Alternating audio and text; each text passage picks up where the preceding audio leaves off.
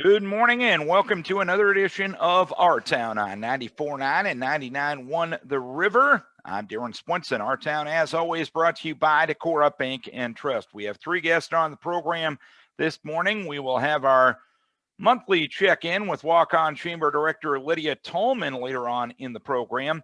But our first two guests will recap the recently completed Iowa legislative session.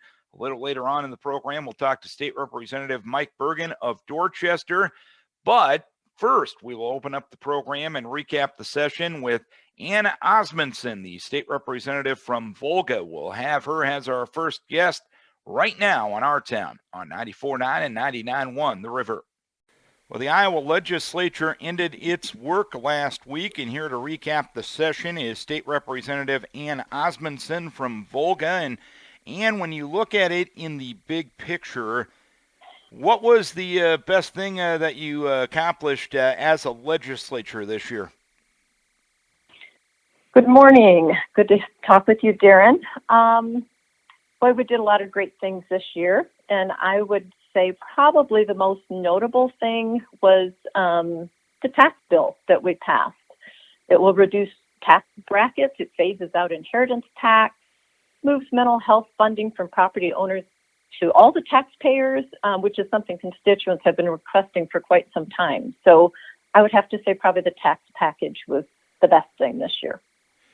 And I know there was some negotiating and disagreements on that tax package between your chamber and the Senate over the past couple of weeks before you ultimately came to an agreement. What were the rough edges that needed to be smoothed out to ultimately get your work done in Des Moines? I think probably one of the biggest issues was taking the mental health funding from property tax, because we wanted to make sure that if the state was going to be funding it, then we would have guide rails in place for how the programs would be running, how it would be working. So just, a lot of negotiations there to make sure we were sure what we were doing. Make sure it works. Any disappointments this session? Yes, I would say probably we didn't accomplish anything or very little on the bottle bill. I think the fact that we had some good conversations around it probably raised awareness of some of the complications of the bill. Maybe the public will actually find ways to do redemption easier, or redemption centers will find ways to work with store owners. It'll be interesting to see. But yes, I am disappointed that the legislature was not able to take some action on the bottle bill. Related to that issue, how do you take that issue from the awareness end of things to the meaningful action end of things? Well, I have heard that some store owners are working with redemption centers to get the redemption out of their stores, which is something they've wanted to do for a long time. And then it will also give the redemption centers a little more money to work with to keep their doors open. As far as the public goes, I'm not sure exactly what they can do in particular. But it just helps them, again, to be more aware and to be on their legislators to let them know what their opinion is. Is this something that we want to continue, or do you have suggestions on how to revamp it? The action that probably caused the most headlines last week was Governor Reynolds signing a bill that basically outlawed mask mandates that were put in by local municipalities and school districts. Was that a move that you agreed with? Yes, I did. The Iowa Department of Health had issued a statement about a week earlier stating that I think this had to do with students exposed to a COVID positive person would no longer have to quarantine even if they weren't wearing a mask. Only the person that tested positive would need to quarantine. And this had been the concern of schools. If a student was exposed to a COVID positive person, then there would be so many kids that would have to quarantine, which was very disruptive to classes. So it seemed prudent to have all students wear masks. But now with that new guidance, we wanted to make sure that parents had that choice to mask or not to mask their children. I've been contacted by several families that wanted their children to have the freedom to choose because this disease has a recovery rate of like 99.96% and even higher for anyone under 18. And they were concerned that masks were causing a health issue. So, yes, I definitely supported the governor putting a ban on the mask. Why should that decision be made at the state level rather than the local municipality level? Well, we are still, I believe, under emergency orders, and the governor's team has been the one in charge for the state. So I think she had every right to go ahead and do that. She is the leader of our state and has been leading us through this whole pandemic. And actually, pandemic's not supposed to last forever. So I'm happy to see her leading us out of this pandemic and getting out from under the fear. And I know one thing that caused a lot of concern is that bill was signed after midnight on I believe on a Thursday night, and basically went into effect the next morning. And school districts around the state that still had mask regulations in place had to adapt very, very quickly. I think when we all were growing up, we heard from our parents that nothing good happens after midnight.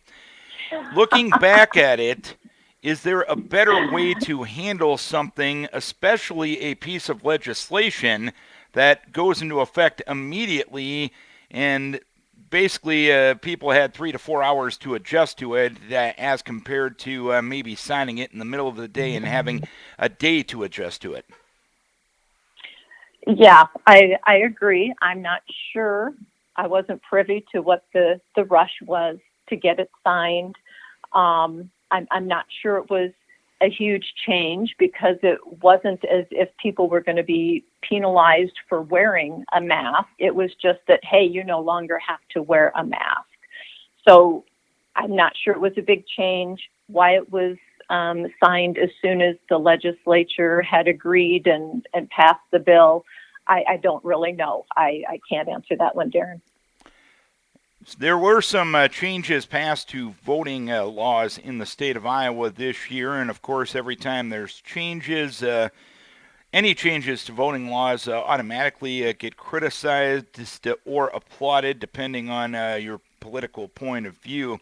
In your mind, why were these changes necessary? And I know criticism that gets thrown out there is this restricts voting rights. Does it or does it not, and why or why not? I would say it does not restrict voting rights. We still have multitude of ways to get your ballot in. If we were being restrictive, we could have said you only can vote on election day, but we still have left things very open for people to vote, to get their ballots in. I feel like our job is to ensure that Iowans have the safest, most secure elections in the country. And we want to also ensure that Iowans have faith in that election process, that it's fair and that it's free from fraud. So, we're just continuing to try to stay ahead of the game and keep our elections fair and free. As I look at the bill, there may be a few inconveniences, but all the changes were made to keep it easy to vote and hard to cheat. And many people will say that we haven't had a problem with voter fraud in the state of Iowa, so why change something? What do you respond to that? Well, like I said, I think we need to keep ahead of the game. As we've looked at other states, they have had issues, and we don't want to be in the news and have those sorts of issues. So just trying to make sure that everything is safe and fair. You did pass a Back the Blue bill. It provides some qualified immunities and to police officers in the state of Iowa. Also some new penalties for those who take protesting to a level that doesn't pass a lawful test. Why was that bill important to pass this year? I think it was very important that we show support for our law enforcement. I want them to know that we have their back. We appreciate them. We hire them to do a job to keep Iowans safe. I think the law we passed was very good. There is a definite line between a peaceful protest and a riot.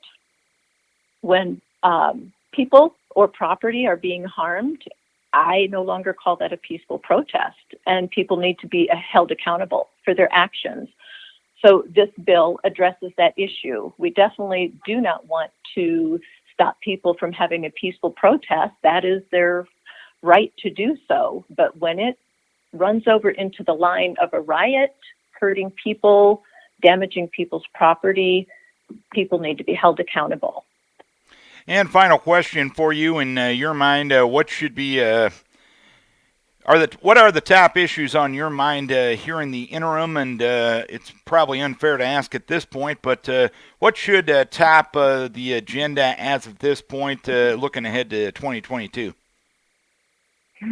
I'm not sure what top issues should be. I know there was, a few issues that came up.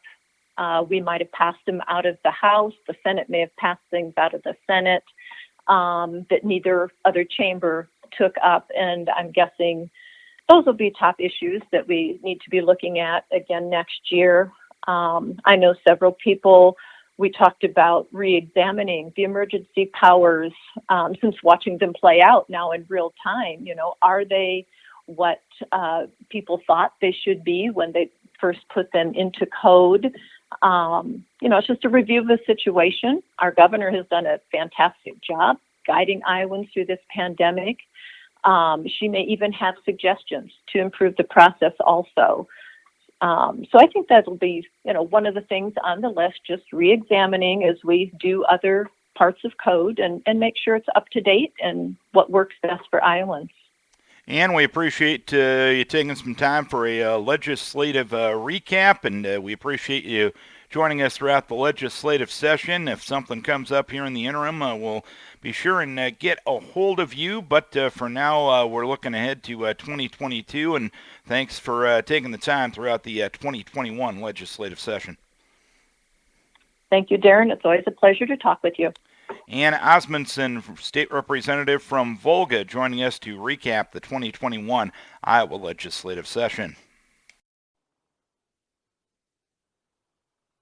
Recapping the 2021 Iowa legislative session with State Representative Mike Bergan. And Mike, you got done with your work last week. We'll start the conversation with the issue that probably created the most conversation last week, and that was Governor Reynolds signing a measure that banned the right of local municipalities and school districts to enact mask mandates.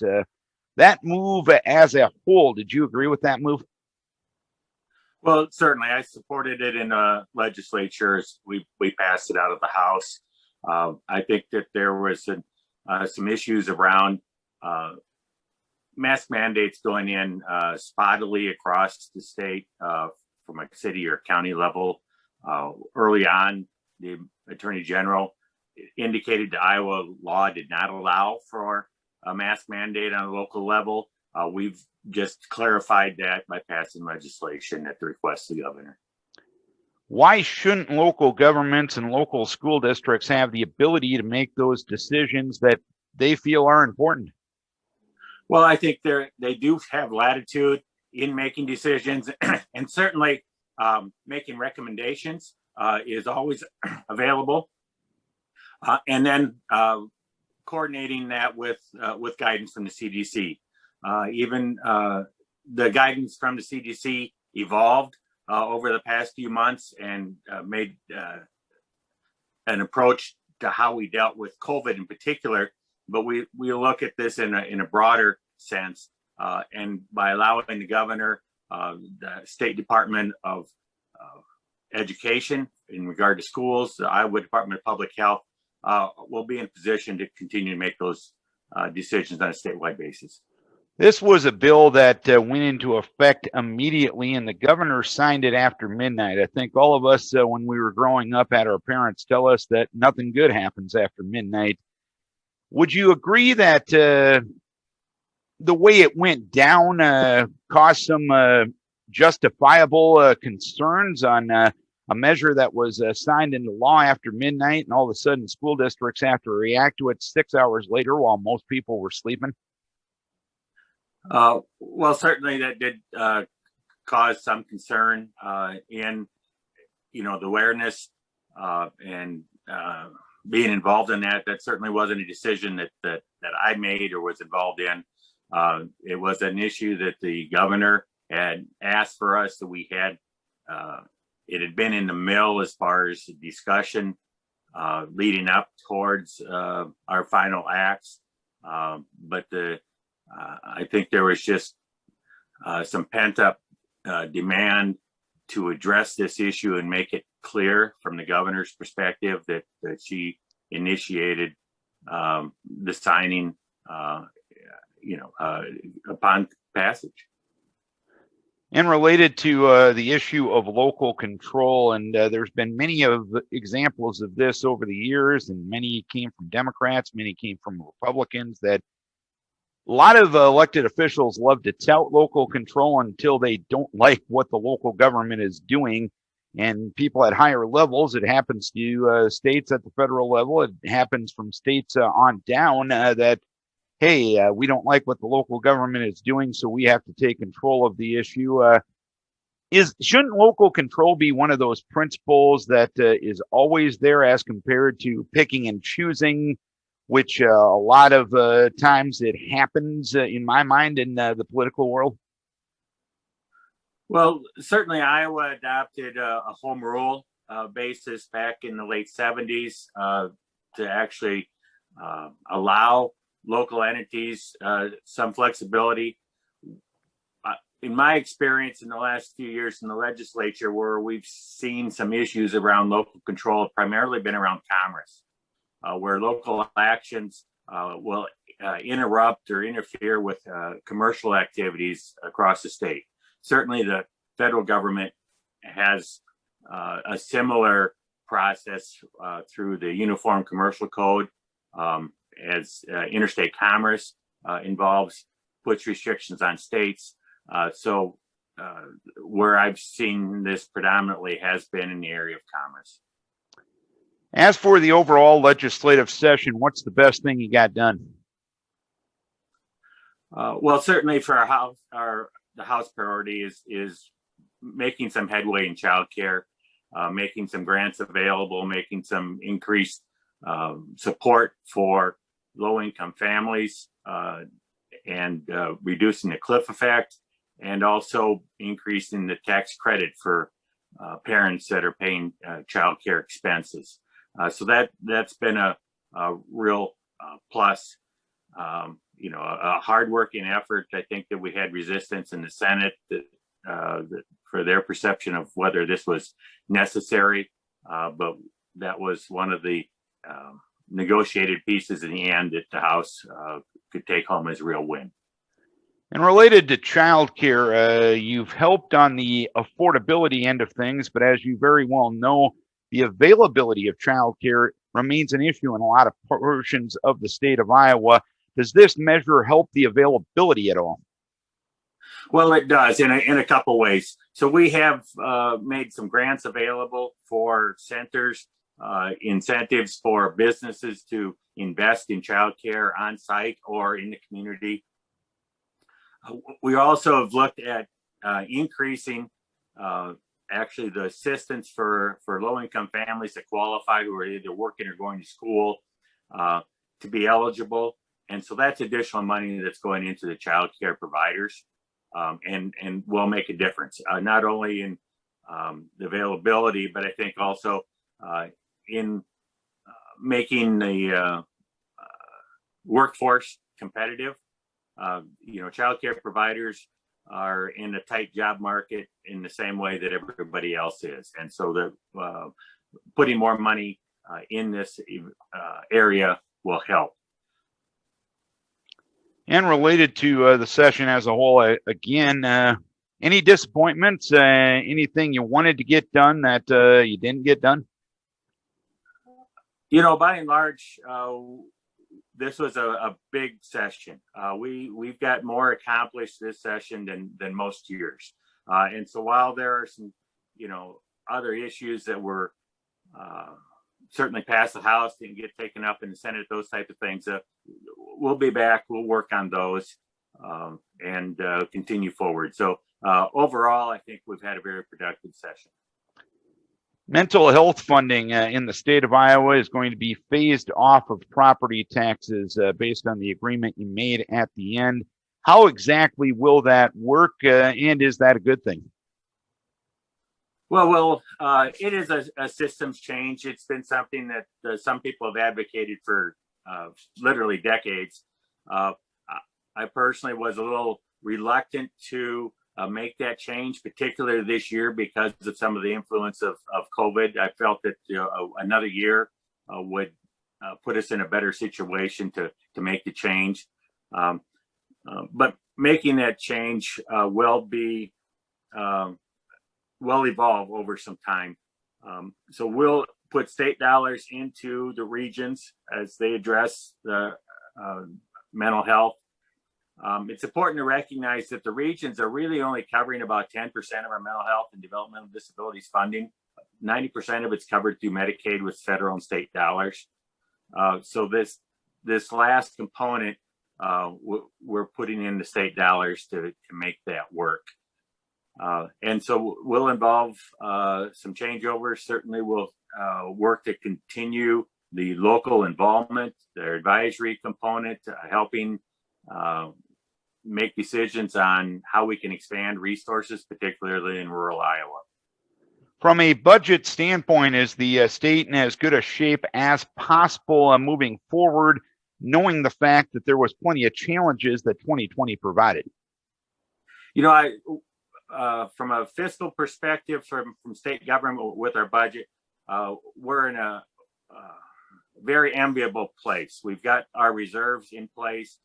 We've put it, ensured our tax cut from 2018 will become ineffective in 2023. We've made significant increases, not only a Health and Human Services budget for Medicaid and taking over the property tax portion of mental health, developmental disabilities on county basis, but we've also eliminated the inheritance tax. That's on a 4-year phase out.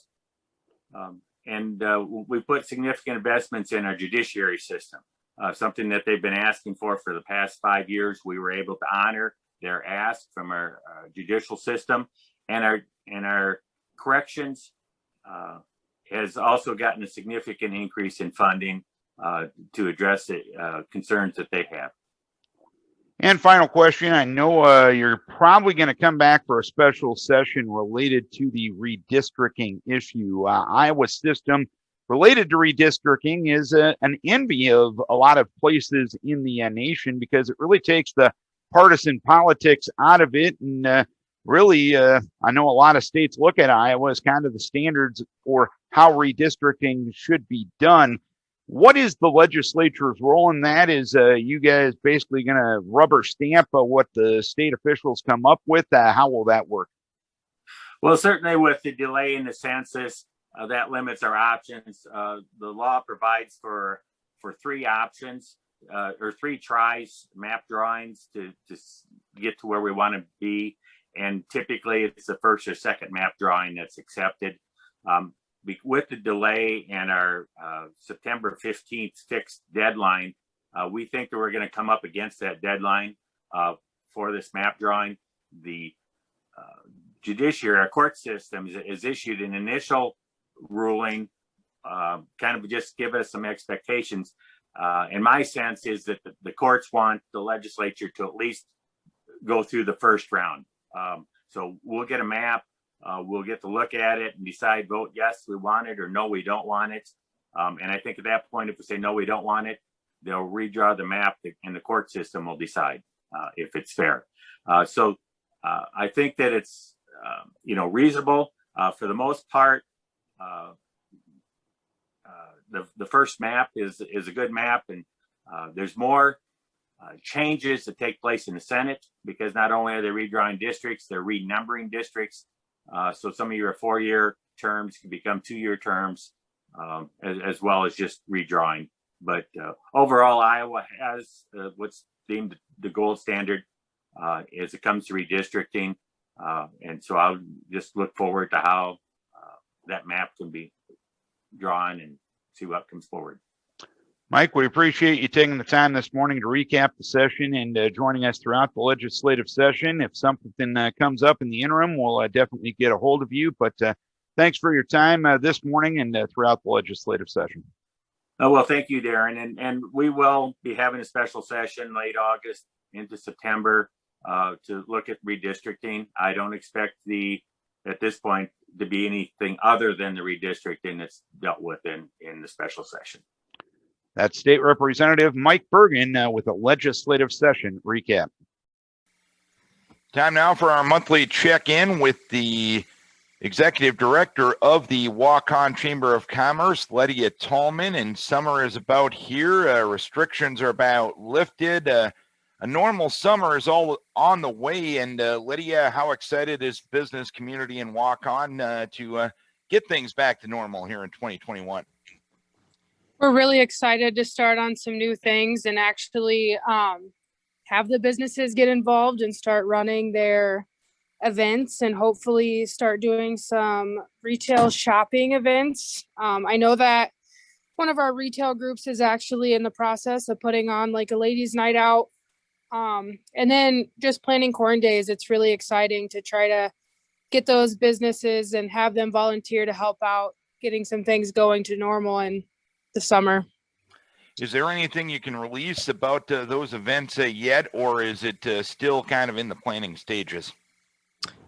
So basically with the corn days, that will be held at the fairgrounds this year. It's August 19th.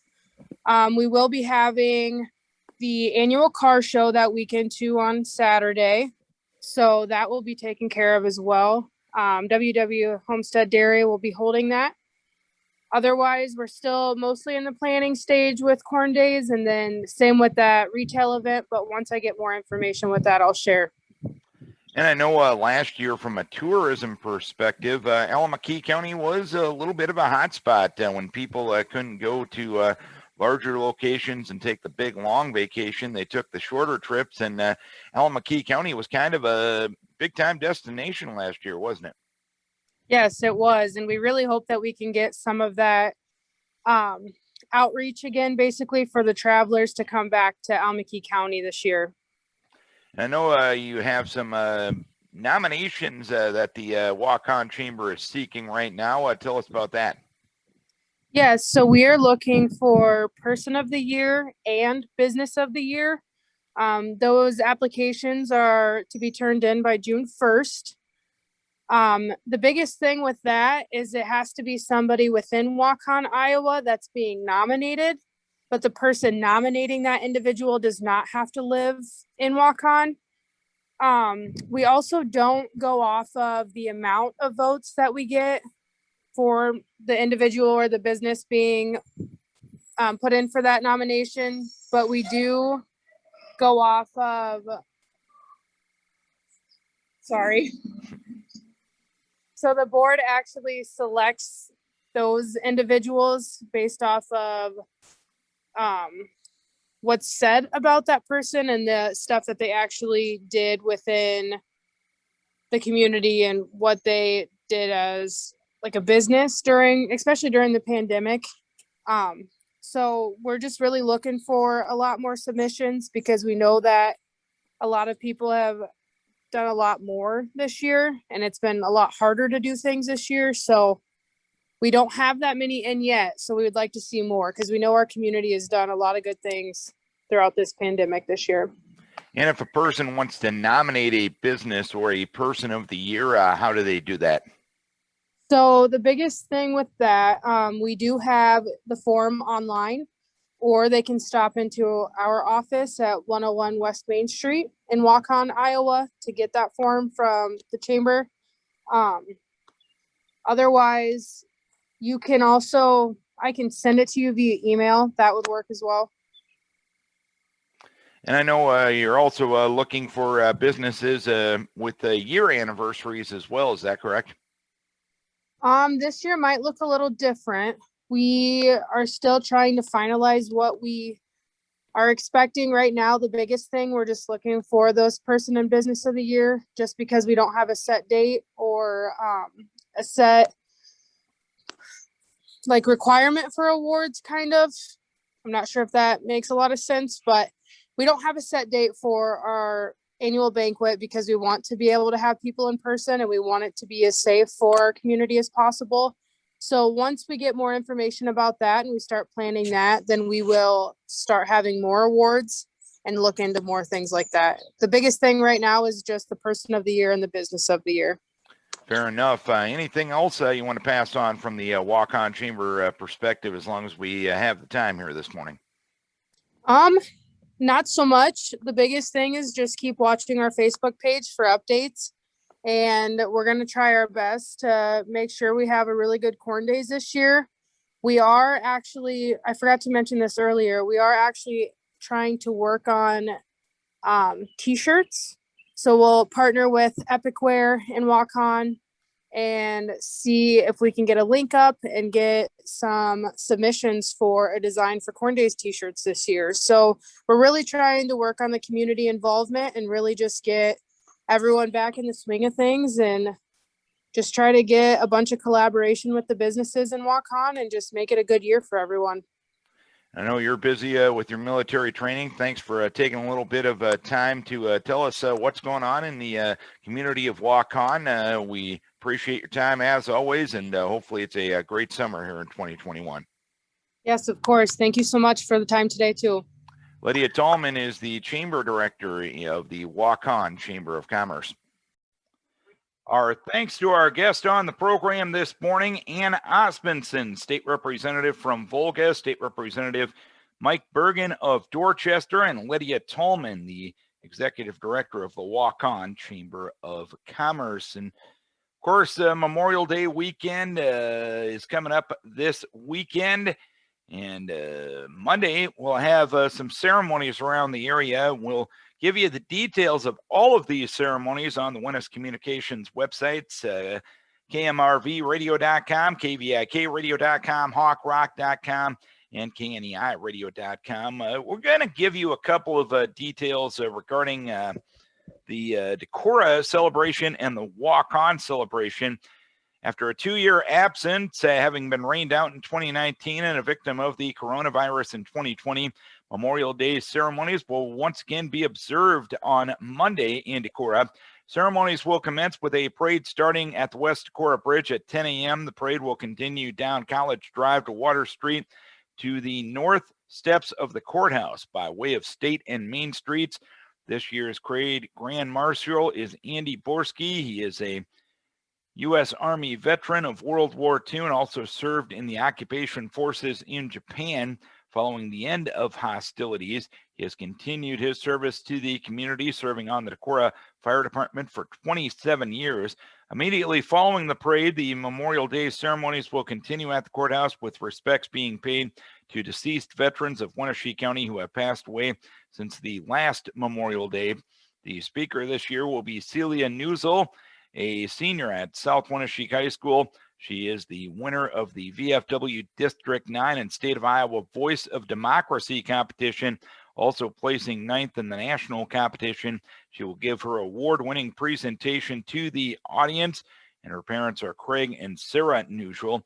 All veterans that are able and to are encouraged to attend and meet on the 5th Avenue Bridge near the West Decorah Bridge at 9:30 to march in the parade. And following the ceremonies, all veterans and their families are invited to the Elks Lodge for a free lunch. That's what's going on in Decorah on Monday. And in Waukon on Monday, it will be a program put on.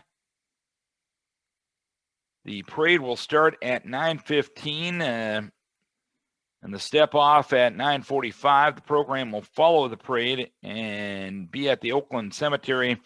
There should be rain and there will be no parade. The program will be at the reception center starting at 10 a.m. That according to Alameda County Veteran Services Director Heather Homewood. And many other area communities going to have Memorial Day celebrations and remembrances this weekend. Thank you to those who gave the ultimate sacrifice so we can live the way we do today. Our thank you to our guests, our thank you to our sponsor, Decorah Bank and Trust, and our thank you for tuning in, logging on, or watching Our Town on 94.9 and 99.1 The River and AM 1240 KDEC. Have a safe and happy Memorial Day weekend.